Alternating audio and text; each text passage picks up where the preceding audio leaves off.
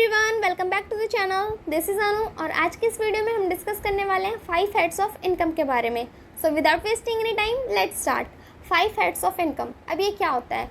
हमारा जो income tax act है उसमें इनकम को डिफ़ाइन नहीं किया गया है, लेकिन ये बताया गया है कि इनकम में हम किस किस चीज़ को इंक्लूड कर सकते हैं या फिर इनकम का क्या क्या सोर्स हो सकता है, किस किस टाइप की इनकम हो सकती है।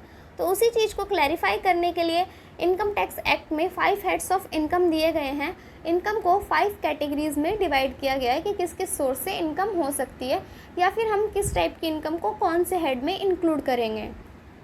तो सबसे पहला जो हमारा हेड है वो है इनकम फ्रॉम सैलरीज़। अब सैलरीज़ वर्ड सबने सुना है, बहुत कॉमन है। सैलरी क्या होती है? जब आप कहीं पे जॉब करते हो, कोई सर्विस अपनी प्रोवाइड करते हो और बदले में वहाँ से आपको जो अमाउंट मिलता है उसको आप सैलरी बोलते हो। वैसे ही जैसे कोई लेबर है, वो दिन भर काम करता है तो उसको शाम को उस काम के बदले पैसे मिलते हैं, तो उसको हम वेजेस बोलते हैं। तो सैलरी या वेजेस, इस टाइप की इनकम को हम इस हेड में इंक्लूड करते हैं, इनकम फ्रॉम सैलरीज़ में। तो ये होता है हमारा income from salary head. Second head हमारे पास आता है इनकम फ्रॉम हाउस प्रॉपर्टी।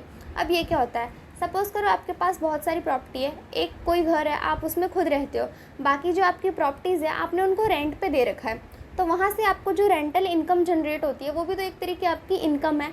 तो उस वाली इनकम को हम सेकंड हेड में इंक्लूड करते हैं, वो हमारा होता है इनकम फ्रॉम हाउस प्रॉपर्टी।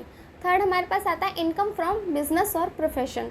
अब इसमें क्या होता है? आपने कोई बिज़नेस सेटअप करा या फिर सपोज़ करो प्रोफेशन के लिए आप डॉक्टर हो, आपने कोई क्लिनिक सेटअप कर रखा है, वहाँ से आपको जो इनकम जनरेट हो रही है, या फिर आप कोई बिज़नेस चला रहे हो, वहाँ से जो इनकम हो रही है, उन सारी टाइप की इनकम को हम इस हेड में इंक्लूड करते हैं, इनकम फ्रॉम प्रोफेशन और बिज़नेस। ठीक है।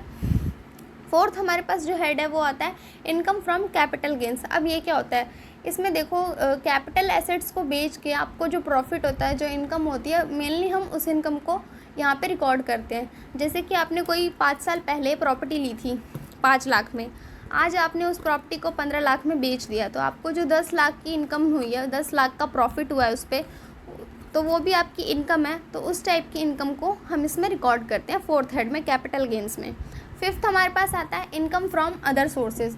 अब ऊपर की ये जो 4 हेड्स हैं, income from salary, income from house property, income from business और प्रोफेशन और कैपिटल गेंस, इन चारों हेड में जिस इनकम को हम इंक्लूड नहीं कर सकते हैं, फिफ्थ वाले अदर सोर्सेज वाले जो हेड है, इसमें हम उस इनकम को इंक्लूड करते हैं। जैसे आपको इंटरेस्ट मिलता है बैंक से, आपने बैंक में जो पैसे डिपॉजिट कर रखे होते हैं उसके ऊपर, या फिर आपको कहीं से कोई डिविडेंड मिल गया, या फिर आपने कोई लॉटरी विन कर ली, तो इस टाइप की जो अदर इनकम होती है जो ऊपर इंक्लूड नहीं हो पाती है, उस इनकम को हम इस फिफ्थ वाले हेड में इंक्लूड करते हैं।